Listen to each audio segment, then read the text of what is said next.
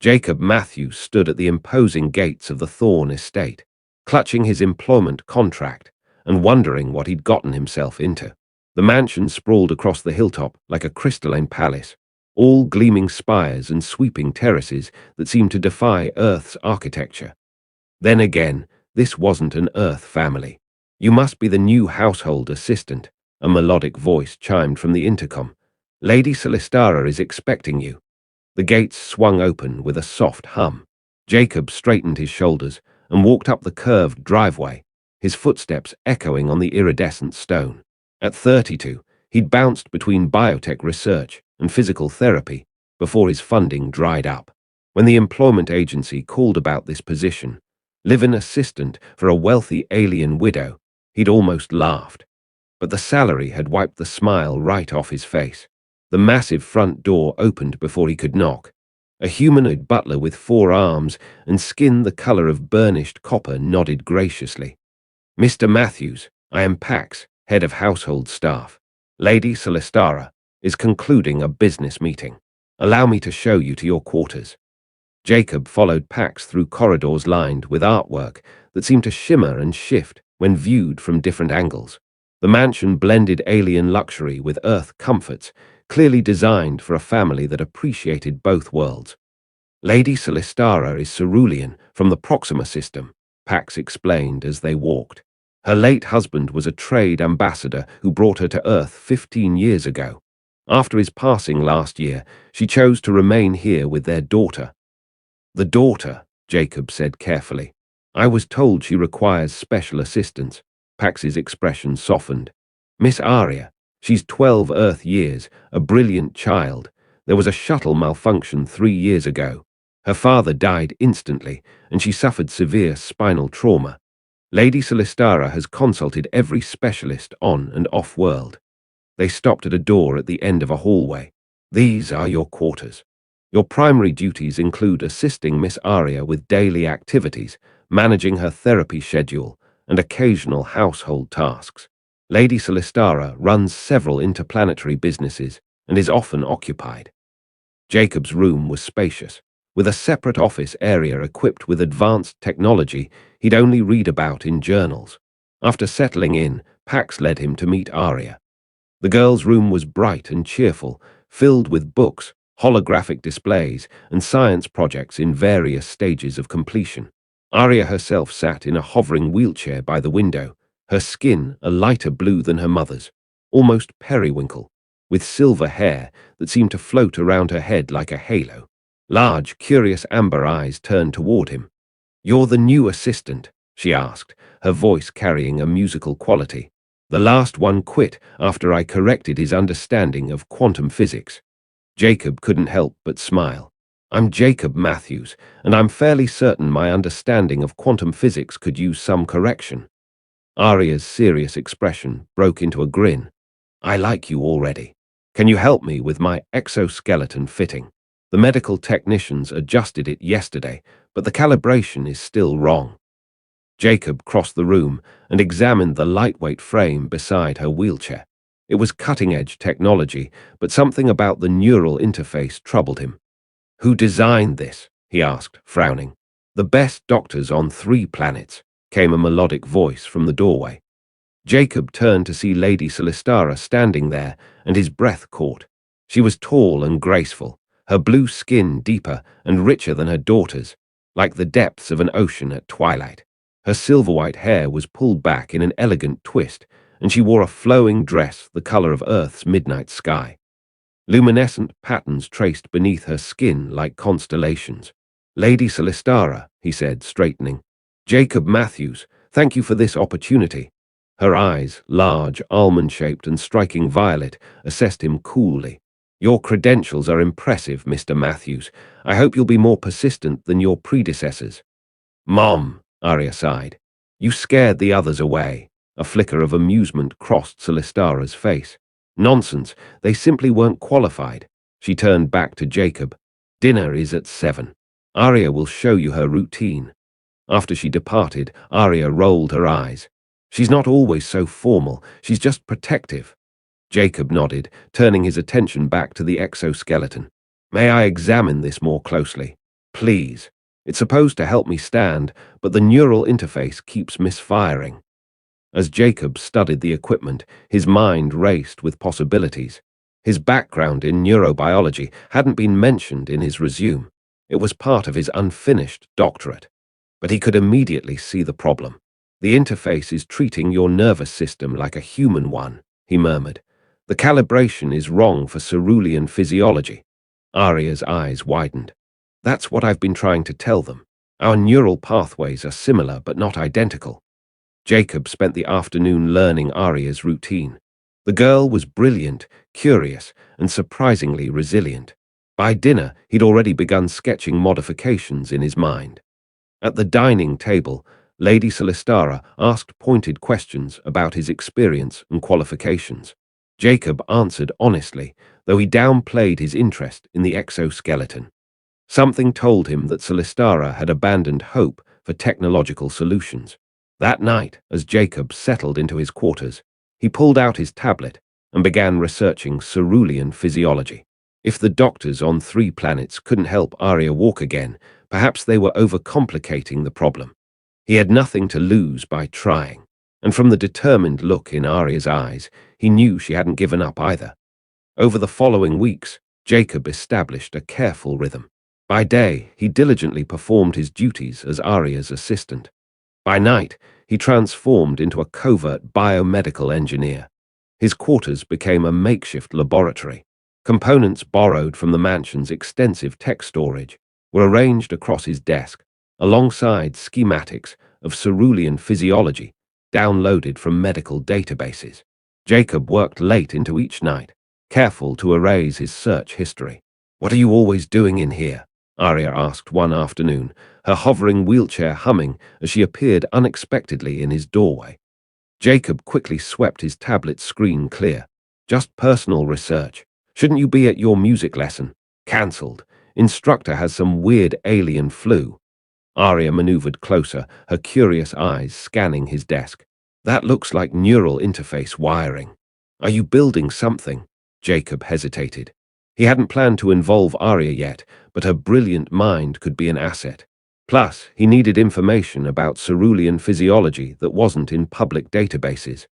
"Can you keep a secret?" he asked finally, her face lit up. "From Mom." "Absolutely." He showed her the preliminary designs, explaining his theory about why previous models had failed. "They're treating your nervous system like a human one, but cerulean neural pathways transmit signals differently. I think I can modify the interface to work with your biology instead of against it." Aria's eyes widened. "You're trying to make me walk again." "I'm trying," Jacob emphasized. "No promises, but yes, that's the goal." The girl was quiet for a long moment. "Mom's given up, you know. She doesn't think anything will work anymore." "That's why this stays between us," Jacob said gently. "No point raising hopes until we know it works." Aria nodded solemnly, then a mischievous smile spread across her face. "I have something that might help you understand Mom better." That evening, Aria accidentally knocked over a decorative box in her room, spilling several leather-bound journals onto the floor. "Oops," she said, not sounding sorry at all. Jacob bent to help gather them. "What are these?" "Mom's journals," Aria said quietly. "After Dad died and I got hurt, she started writing everything down. She said her heart was too full to keep it inside." Jacob immediately tried to hand them back. "Aria, these are private." "I'm not saying read all of them," she interrupted, her large eyes pleading. "Just maybe the one from last month. She seems so sad all the time, and I thought if you understood her better, maybe you could help make her happy again." Jacob hesitated, his conscience warring with curiosity. Lady Celestara maintained a polite but distant relationship with him, though he occasionally caught her watching him when she thought he wasn't looking. "Please," Aria added softly. "I just want her to be happy again." With a sigh, Jacob took the most recent journal.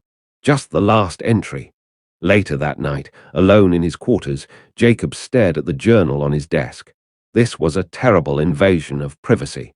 He should return it immediately. Instead, he opened it to the last entry. "The human assistant is different from the others.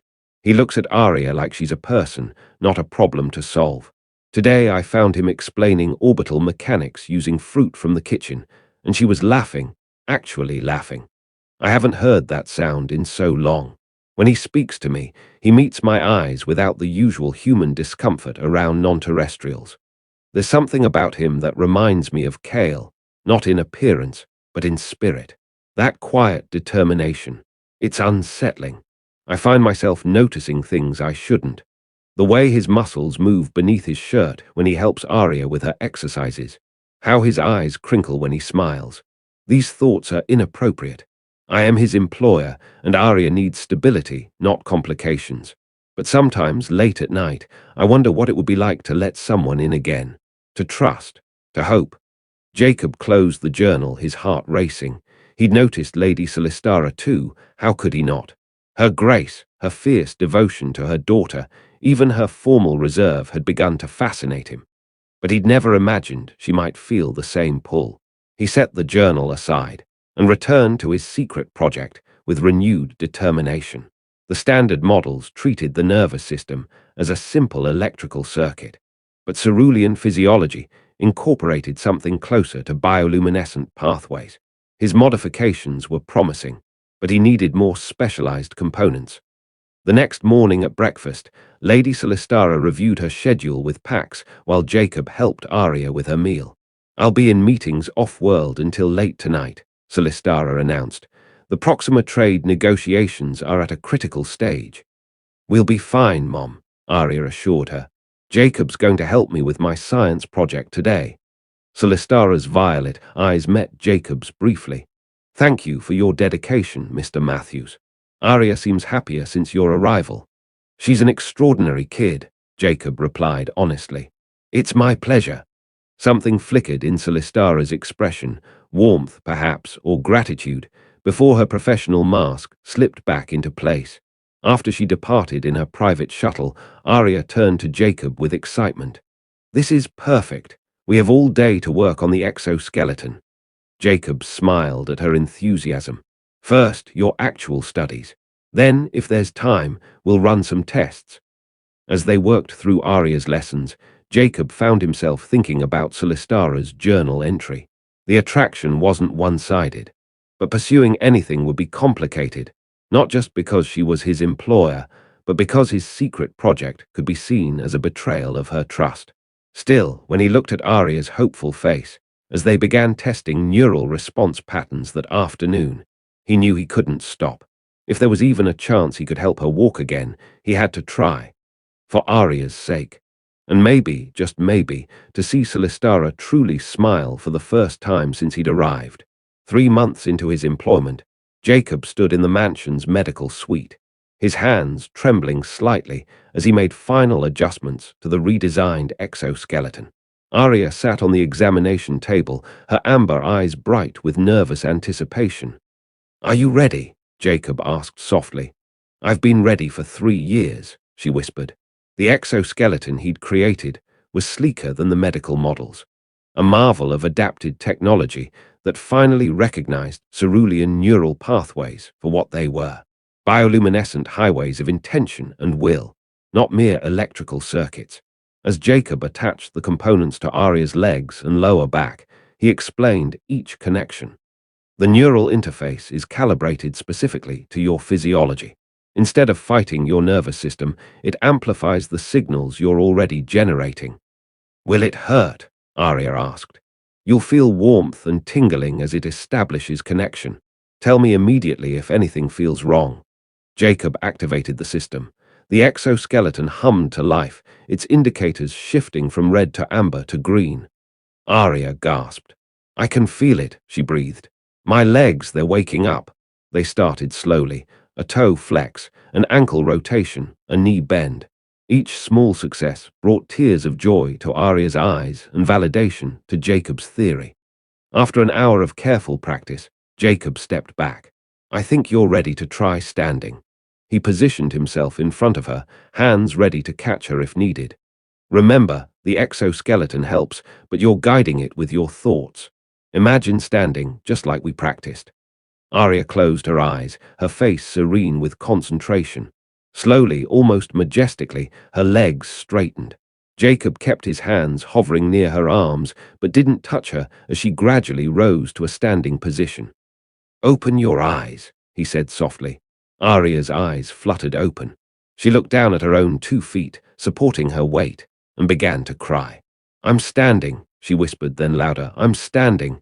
"You're doing it all yourself," Jacob told her, his own eyes misting.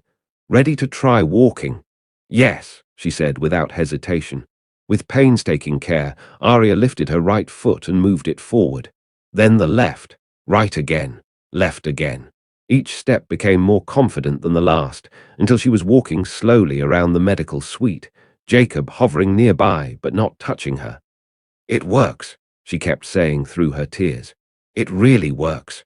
They practiced for another hour until Aria was moving with relative ease, though still somewhat mechanically.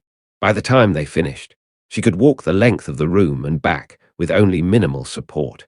"Mom comes home at 7, Aria said as Jacob helped her back into her wheelchair to conserve her strength. "I want to surprise her in the main hallway. I want to walk to her, Jacob." "Are you sure? We could practice more first." "I'm sure," she interrupted, her eyes shining with determination. "I've waited 3 years to walk to my mother. I'm not waiting another day." As 7 o'clock approached, Jacob helped Aria into the exoskeleton one final time, concealing it beneath a long, flowing dress. They positioned themselves in the main hallway, just out of sight of the entrance. "Pax says she's just arrived," Jacob said, checking his tablet. "Ready?" Aria nodded, her face a mixture of nervousness and joy. "I've been ready for 3 years." They heard the front door open, Celestara's voice thanking the driver, the sound of her heels on marble floors, the rustle of fabric as she removed her coat. "Aria, Jacob," she called. "I've brought dinner from that Earth restaurant you both enjoy." Aria squeezed Jacob's hand, then stepped forward into the hallway, standing on her own 2 feet. As Celestara rounded the corner, balancing several containers of food, she looked up, and the world stopped. Her daughter, her paralyzed daughter, was standing. Not just standing, but taking a step forward, then another. "Mom," Aria said, her voice thick with emotion. "Look at me. I can walk."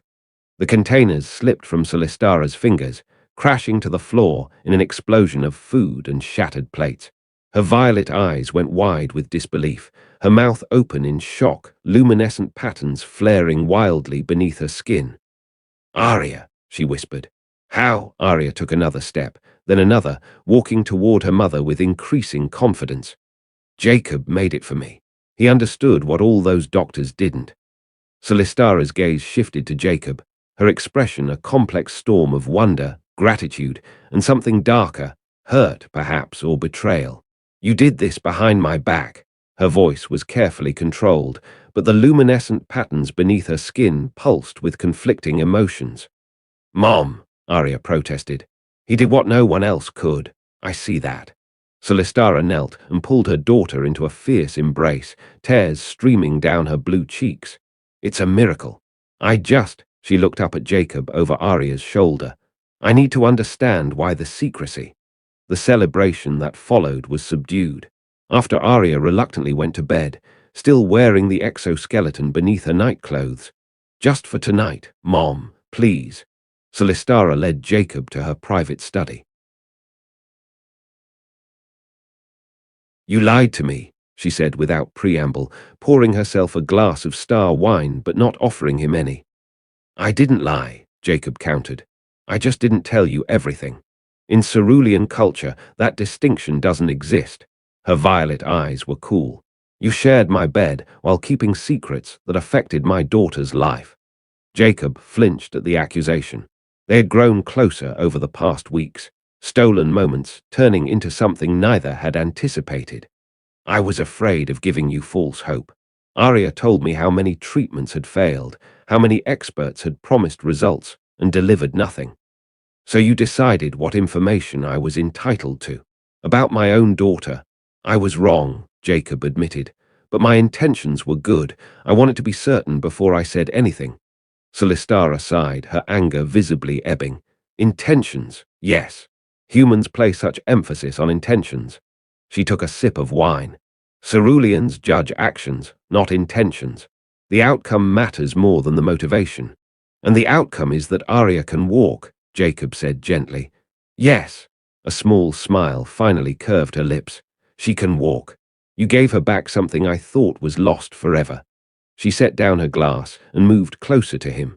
For that, I am grateful beyond words. But you're still angry. I'm adjusting my understanding of you, she said, reaching out to trace his jawline with cool fingers. Humans are more complicated than I realized. Their conversation was interrupted by Pax appearing at the door. Lady Celestara, there's an urgent communication from Director Valen of the Cerulean Trade Commission. Celestara frowned. At this hour. Put it through. Jacob waited while she took the call in private. When she returned, her expression was troubled. That was unexpected. It seems news of Aria's recovery has already spread. How is that possible? It just happened. The household staff, she explained. They're loyal, but news this significant. Ceruleans value information exchange. It's considered a social good to share important developments. And Aria walking is definitely an important development, Jacob acknowledged. More than you realize. Celestara paced the room. The neural interface you've developed could help thousands of Ceruleans with similar injuries. Our physiology makes conventional treatments ineffective, as you discovered. That's wonderful, Jacob said, confused by her concern. Isn't it? It would be, except for Norin Vex. Her voice hardened on the name. He's a rival businessman who's been trying to acquire my company for years. He specializes in medical technology and has invested millions in failed treatments similar to what you've created. If he learns the details of your design, he'll try to steal it. Or worse, Jacob finished, understanding dawning. Precisely. And Valen just informed me that Vex has requested a meeting tomorrow, ostensibly about trade regulations. But the timing is suspicious. Jacob's protective instincts flared. We need to secure the design, document everything, Celestara nodded, but her attention seemed elsewhere. She moved to the window, staring out at the night sky. There's something else, she said quietly. Something I've never told anyone, not even Aria. The shuttle accident that killed Kale and paralyzed Aria, I never believed it was an accident. The investigation found evidence of tampering, but nothing conclusive enough to pursue charges. You think Vex was responsible? Jacob asked, horrified. I could never prove it, but the timing was suspicious. Kale had just developed a revolutionary propulsion system that would have made my company dominant in interstellar transport. After his death, the prototype mysteriously disappeared from our research facility. Cold fury built inside Jacob. And now that Aria can walk, and you have access to another revolutionary technology, Vex might see history repeating itself, she finished. Only this time, the technology is literally walking around my house, attached to my daughter. The implications were clear. Aria wasn't just mobile again, she was potentially in danger. Jacob closed the distance between them, taking Celestara's hands in his. I won't let anything happen to either of you. She looked up at him, vulnerability replacing her earlier anger. You're just one human against a Cerulean with vast resources and no moral constraints. One human is all it takes sometimes, he said with quiet confidence. We're stubborn that way. A reluctant smile tugged at her lips. Yes, I've noticed. Her fingers tightened around his. Jacob, I'm still upset about the secrecy, but I understand your reasoning now. And I need you, not just for the exoskeleton technology, but for this, for what might be coming. I'm not going anywhere, he promised, drawing her closer. We'll protect Aria together, and I'll never keep anything from you again. As she melted against him, the luminescent patterns beneath her skin began to pulse in the rhythm he now recognized as desire. Their lips met in a kiss that spoke of forgiveness, need, and something deeper that neither was quite ready to name. Jacob woke before dawn, his mind already racing with plans. Beside him, Celestara slept peacefully, her blue skin emitting a soft glow, a cerulean trait indicating deep contentment. He slipped from the bed carefully and returned to his makeshift lab.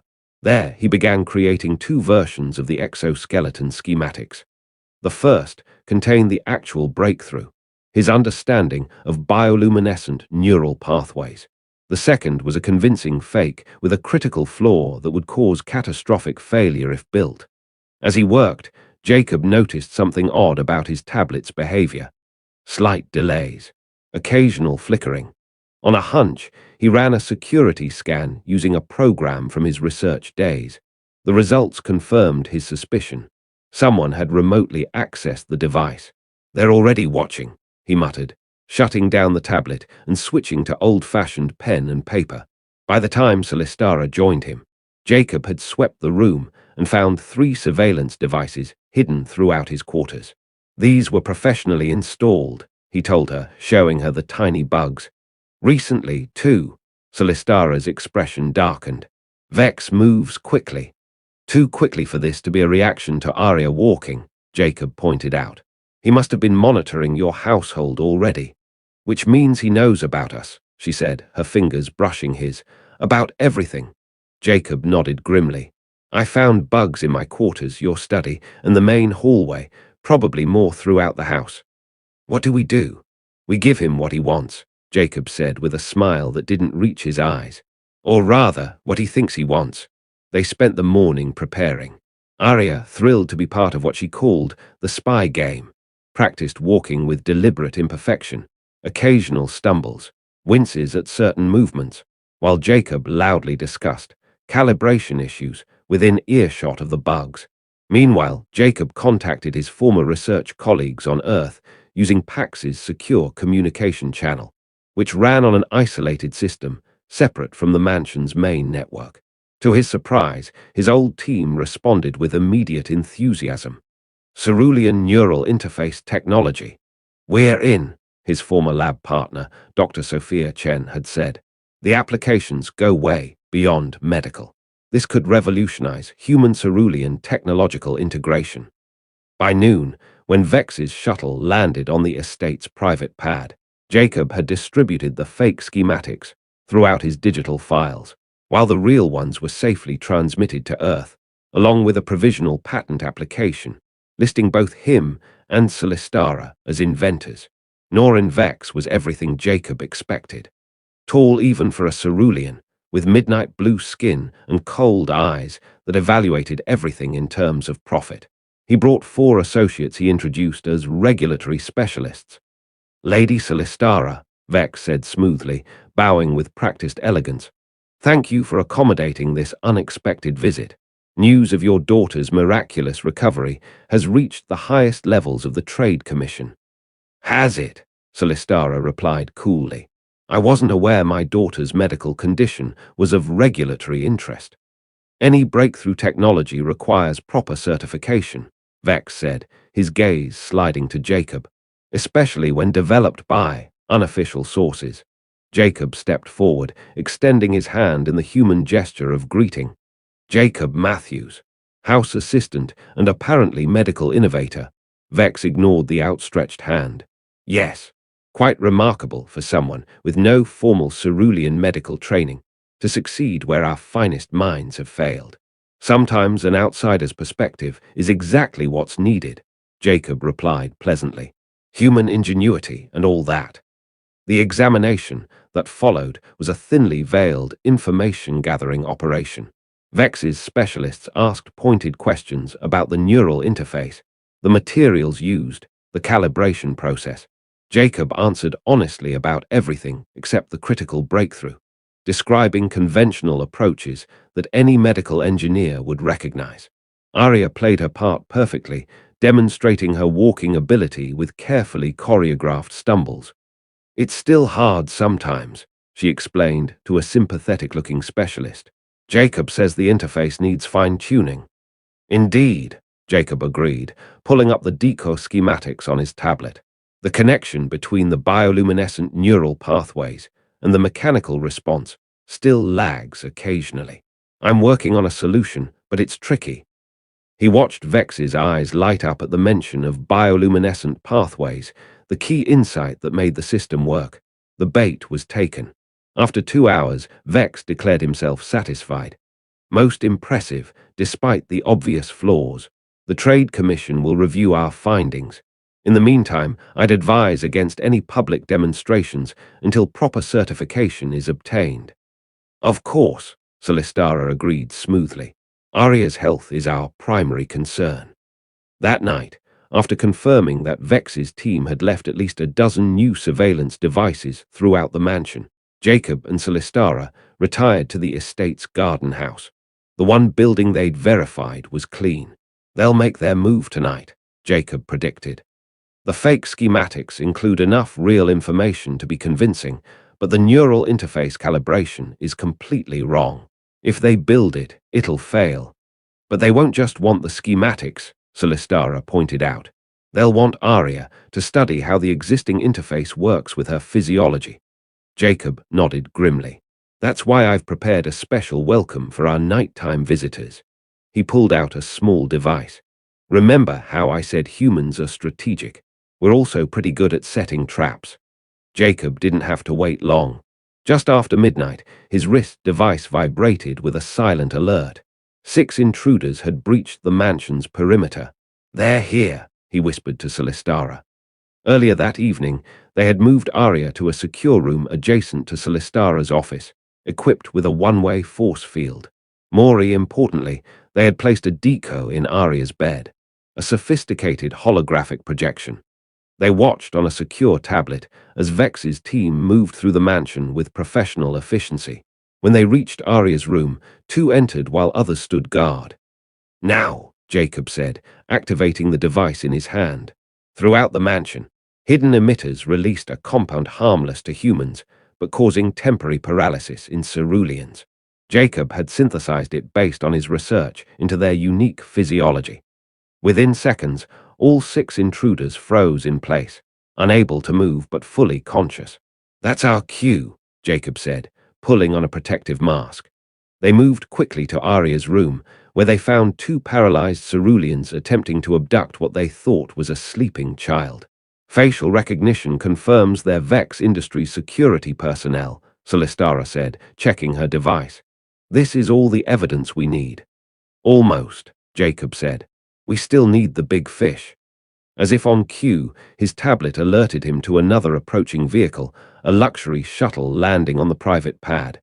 Right on schedule, Jacob said. Vex is coming to oversee the operation personally. Are the authorities in position? Celestara asked. Earth Embassy security team is on the west perimeter. Cerulean Trade Commission enforcers on the east. They're waiting for my signal. They watched as Norin Vex himself entered the mansion, flanked by 2 more guards. His confident stride faltered when he discovered his team paralyzed throughout the house. What is this? They heard him demand through the surveillance feed. Someone report. Jacob activated his communication device. Now. Within moments, the mansion flooded with light as both human and Cerulean authorities converged. Jacob and Celestara emerged from the garden house to find Vex and his remaining guards being restrained by Trade Commission enforcers. This is outrageous, Vex was shouting. I was invited here for a follow-up inspection. At midnight, Jacob asked pleasantly, approaching with Celestara at his side. With a kidnapping team. Director Valen of the Trade Commission stepped forward, his expression grave. Norin Vex, you're detained pending investigation of attempted kidnapping, corporate espionage.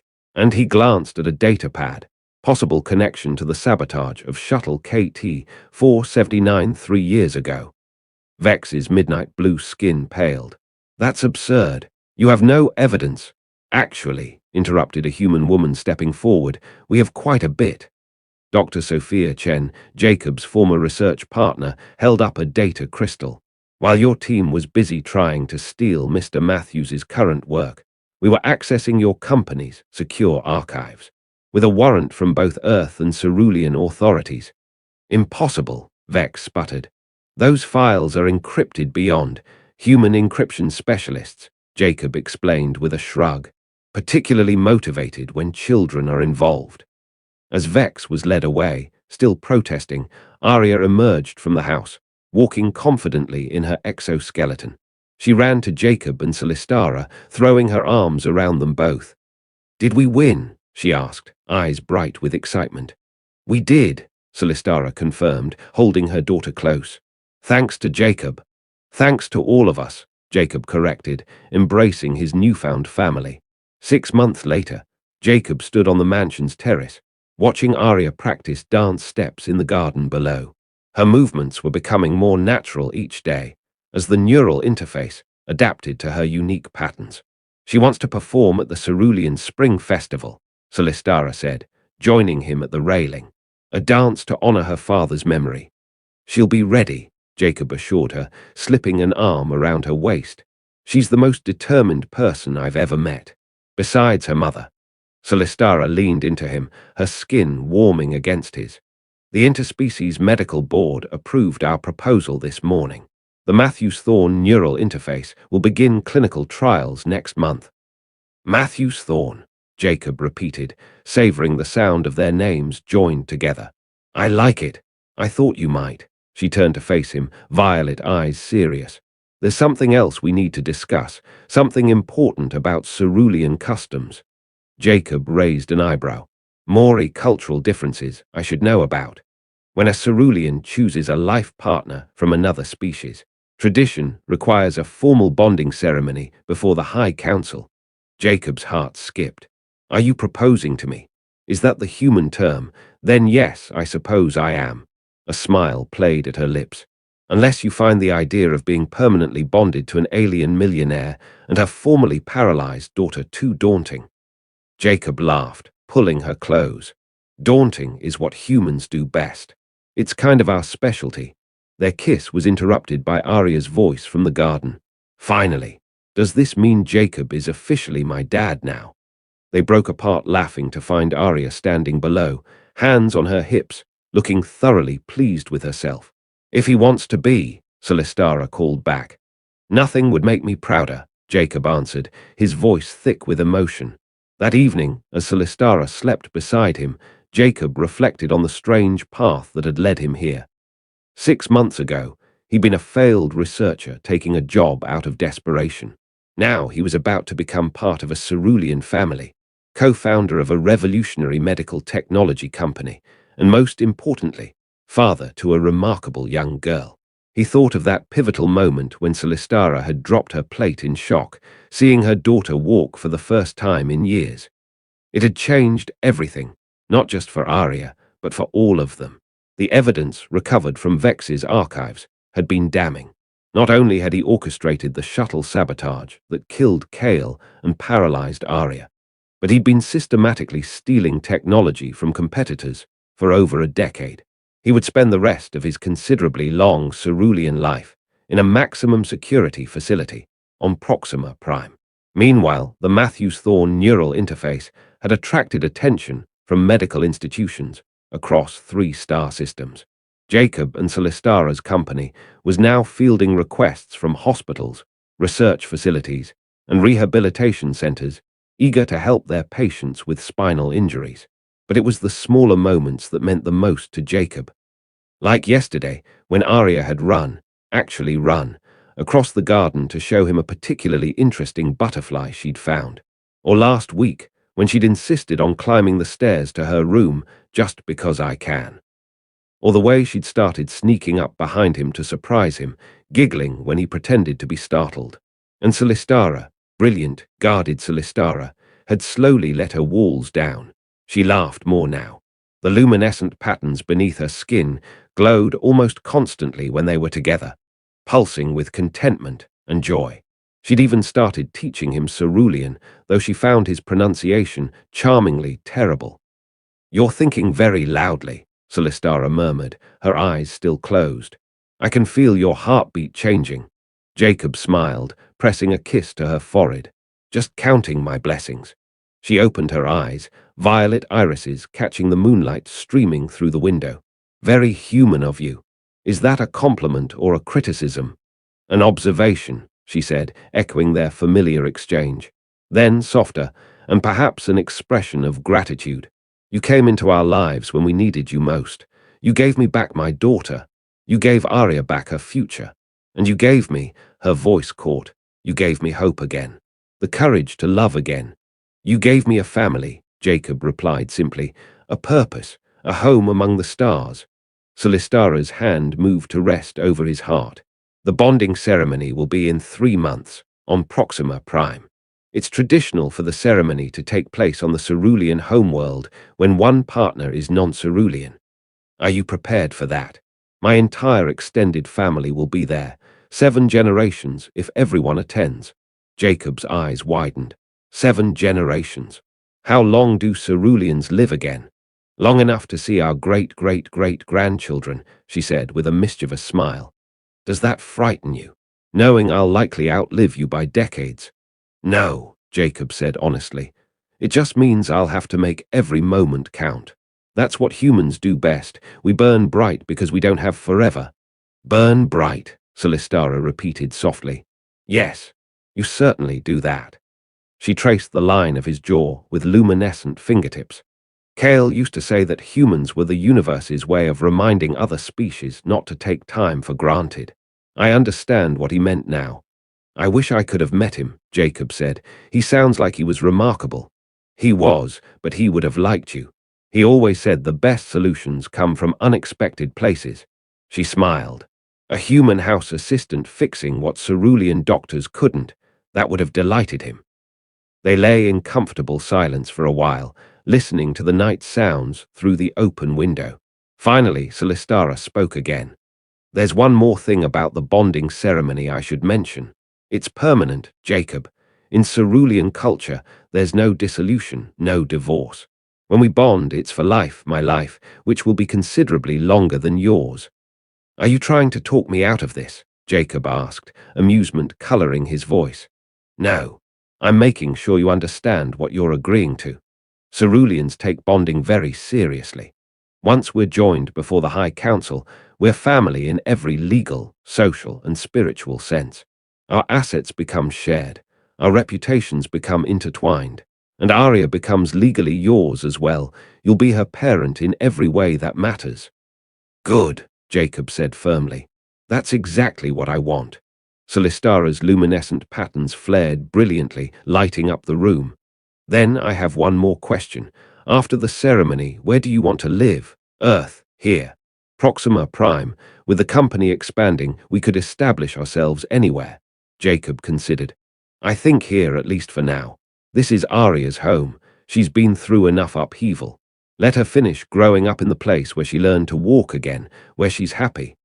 And you? Celestara asked. Would you be happy here? Jacob pulled her closer, breathing in her unique scent, that vanilla and starlight combination he'd come to love. I'm happy wherever you and Aria are. That's what home means. The next morning, Jacob woke to find Aria sitting cross-legged at the foot of the bed, grinning at them. Finally, I've been waiting forever, she announced. We need to plan your bonding ceremony. I have ideas. Celestara groaned, pulling a pillow over her face. Aria, it's barely dawn. Dawn is when planning happens, Aria interrupted. I've been researching human weddings and Cerulean bonding ceremonies, and I think we should combine traditions.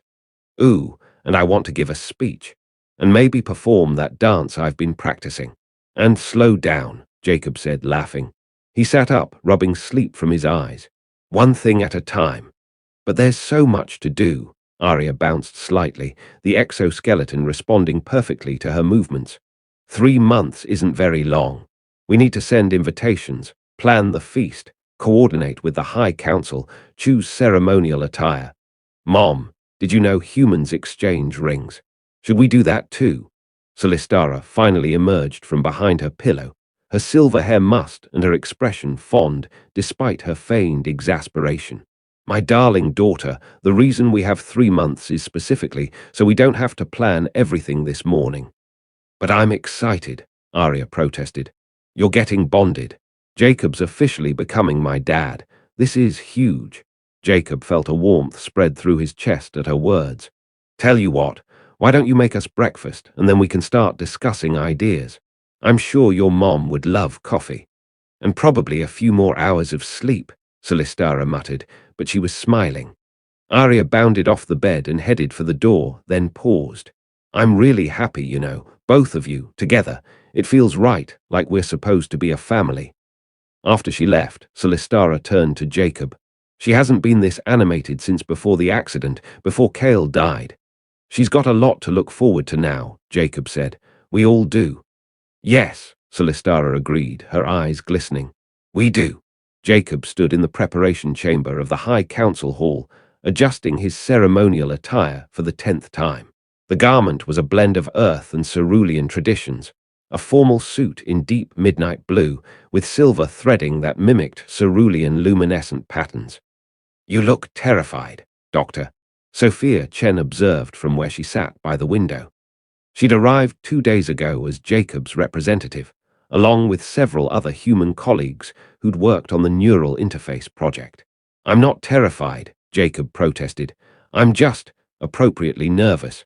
There are 700 Ceruleans in the ceremony hall, Sophia pointed out. 700 very long-lived, very traditional aliens who are about to watch you bond with one of their most prominent citizens. Terrified seems reasonable. Thank you, that's very helpful, Jacob said dryly. Pax appeared in the doorway, his 4 arms carrying various items. Mr. Matthews, the ceremony begins in 20 minutes. Lady Celestara asked me to give you this. He handed Jacob a small, ornate box. Inside was a piece of jewelry, a pendant made of some luminescent crystal that pulsed with a soft blue light. It belonged to her husband, Pax explained quietly. Cale wore it at their bonding ceremony. She wants you to have it as a symbol that you're not replacing him, but continuing the family's story. Jacob's throat tightened. He carefully fastened the pendant around his neck, feeling the weight of the gesture. Thank you, Pax. It's my honor, sir. If I may say so, you've brought light back to this family. Lord Cale would have approved. The ceremony itself was breathtaking. The High Council Hall was an architectural marvel, a domed structure with walls that seemed to be made of captured starlight. 700 Ceruleans filled the space, their luminescent skin creating a shifting, glowing tapestry. Jacob walked down the central aisle, his heart pounding, and then he saw her. Celestara stood at the front of the hall, wearing traditional Cerulean bonding attire, a flowing gown that seemed to be woven from light itself, shifting through every shade of blue imaginable. Her silver hair was unbound, floating around her shoulders in a way that defied gravity. The luminescent patterns beneath her skin pulsed in complex, beautiful formations he'd never seen before. She was the most beautiful thing he'd ever seen. Beside her stood Aria, wearing a smaller version of her mother's attire, grinning so widely Jacob thought her face might split. She gave him an enthusiastic thumbs up, a distinctly human gesture that made several Ceruleans chuckle. The High Council Elder, an ancient Cerulean whose skin had faded to pale blue with age, began the ceremony. It was conducted in both Cerulean and English, an accommodation that Jacob knew was rare and significant. We gather to witness the bonding of 2 souls, 2 species, 2 futures, the elder intoned. Celestara of House Thorne, daughter of Proxima Prime, and Jacob Matthews of Earth, child of Terra. This union represents not just the joining of 2 individuals, but the bridging of 2 worlds. The ceremony involved exchanged vows, the sharing of luminescent crystals that symbolized their commitment, and a ritual where their hands were bound together with silver cord, while the assembly sang in harmonic tones that made Jacob's bones vibrate. When it came time for their personal vows, Celestara spoke first. Jacob, you came into my life when I had forgotten how to hope. You saw solutions where I saw only impossibility. You gave my daughter the gift of movement, but you gave me something even more precious, the courage to love again. You are brilliant, stubborn, impossibly optimistic, and exactly what our family needed. I bond with you freely, joyfully, and for all the years we're granted. Her luminescent patterns flared bright enough to illuminate the entire hall. Jacob took a breath, hoping his voice wouldn't shake. Celestara, 6 months ago I was a failed researcher who thought his best days were behind him. You gave me purpose, family, and a love I never imagined possible. You and Aria have shown me that home isn't a planet or a place. It's the people who see you, accept you, and choose you. I promise to honor your culture, cherish your daughter, and love you with every day I have. Humans may not live as long as Ceruleans, but I promise that every moment of my life with you will burn bright. There wasn't a dry eye in the hall, human or cerulean. When the elder pronounced them bonded, Celestara pulled Jacob into a kiss that made the entire assembly erupt in cheers. The luminescent patterns on her skin created waves of light that rippled outward, and Jacob could have sworn he felt something fundamental shift in the universe, as if two souls had been permanently woven together. Aria rushed forward, wrapping her arms around both of them. "Now we're really a family," she announced to everyone present. The celebration that followed lasted for hours. There was music, both earth and cerulean, food from a dozen worlds, and speech after speech praising the union. Aria gave her planned speech, which somehow managed to be both touching and hilarious, including several embarrassing stories about both Jacob and her mother. As the night wound down, Jacob found himself on a balcony overlooking Proxima Prime's capital city. The architecture was stunning, buildings that seemed to grow organically from the ground, glowing with bioluminescent beauty. Celestara joined him, slipping her hand into his. "Having second thoughts? Not even for a moment," he assured her, "though I am wondering what I've gotten myself into. Your cousin spent 20 minutes explaining the family business ventures, and I think my head might explode." She laughed. "You'll learn, we have time." "Not as much as you," he pointed out gently. "No," she agreed, her expression growing serious. "But enough. And when your time comes, you'll have left a legacy that will last for generations. The Matthews-Thorne interface will help people long after we're both gone. Our children will carry forward what we've built.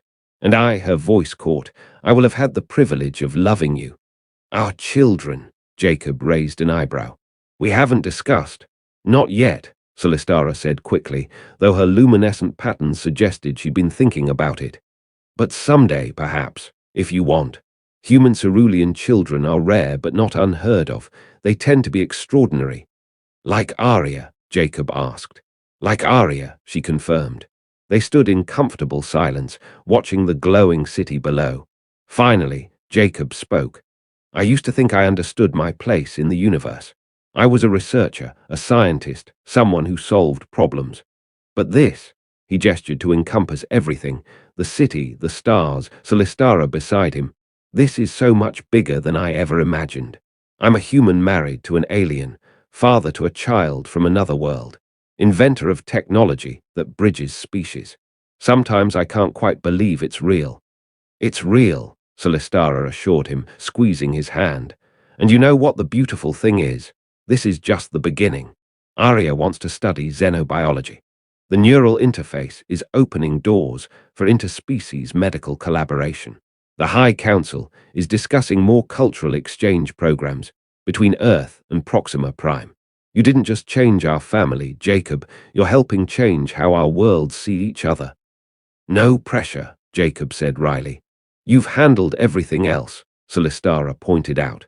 "I have faith you'll handle this too." Aria appeared in the doorway, still in her ceremonial attire. "Are you two going to stare at the city all night, or are we going back to the celebration? They're about to bring out the desserts, and I heard there's chocolate cake." "Real Earth chocolate," Jacob laughed. "We're coming." As they headed back inside, Aria between them, each holding one of her hands, Jacob realized something profound. He'd spent years searching for his great contribution to science, his legacy, his purpose. But he'd found something better. He'd found a family that spanned stars. He'd found love that transcended species. And he'd found his place in a universe that was larger, stranger, and more wonderful than he'd ever dreamed. Sometimes the greatest discoveries weren't made in laboratories. Sometimes they happened when you opened your door to possibility, when you took a chance on something unknown, when you let yourself care about people who were different from you. Jacob Matthews had come to the Thorne estate as a desperate house assistant. He was leaving as a husband, a father, an inventor, and a bridge between worlds. And honestly, he wouldn't change a single thing. Ladies and gentlemen, please welcome to the stage Dr. Jacob Matthews and Dr. Celestara Thorne Matthews. The auditorium at the International Medical Conference erupted in applause as Jacob and Celestara stepped onto the stage. Behind them, a massive screen displayed images of Aria walking, running, dancing, proof of what had once seemed impossible. "A year ago," Jacob began, his voice carrying across the packed hall, "I was a failed researcher who took a job as a house assistant because I had nowhere else to go. Today, I stand before you as co-founder of the Matthews Thorne Institute, husband to the most brilliant woman I've ever met, and father to a remarkable young girl who taught me that impossible is just a challenge waiting for the right perspective." Celestara took over seamlessly. "The neural interface we developed doesn't just help people walk. It represents a fundamental shift in how we approach interspecies medicine. For too long, we've tried to make alien physiology fit human solutions. What if instead we learned to work with those differences?" They presented their findings to thunderous applause. Over the past year, the Matthews Thorne interface had helped 127 Ceruleans with spinal injuries regain mobility. Clinical trials were beginning for adaptations that could help other species. Research institutions across 3 star systems were clamoring for collaboration. After the presentation, during the reception, Jacob found himself surrounded by researchers, doctors, and journalists. But he kept scanning the crowd until he spotted what he was looking for: Aria, in her new formal dress, animatedly explaining something to a group of fascinated medical students. She caught his eye and waved, then pointed to her feet and did a little spin. "Look at me," the gesture said. "Look at what we did together." Jacob felt Celestara's hands slip into his. "She's going to be a brilliant scientist someday," she murmured. "She's already been accepted to the Proxima Prime Academy's early admission program." "She's 12, Jacob protested. "Nearly 13, and genius doesn't wait for arbitrary age requirements." Celestara smiled. "Besides, it's only a few courses. She'll still live at home with us." "Good. I'm not ready to let her go yet." "Neither am I," Celestara admitted. Then, softer, "though we should probably discuss the other news I received today." Jacob turned to look at her. "What news?" Her luminescent patterns began pulsing in a rhythm he'd learned meant excitement mixed with nervousness. "The medical scans I had last week revealed something unexpected. It seems human-cerulean bonding is even more compatible than we realized." It took Jacob a moment to understand. When he did, his eyes widened. "Are you saying—" "I'm saying," Celestara interrupted, her violet eyes shining, "that in approximately 8 months, Aria is going to have a sibling, a brother or sister, who will be the first child born to our particular combination of species. The medical community is very excited. I'm mostly just terrified." Jacob pulled her into his arms, laughing and crying at the same time. "We're having a baby. We're having a baby," she confirmed. "Surprise!" Around them, the reception continued. But for a moment, Jacob's world narrowed to just the 2 of them. 3 of them now, and the impossible, wonderful future stretching ahead. A year ago, he'd arrived at the Thorne estate expecting nothing more than a paycheck. Instead, he'd found everything: home, family,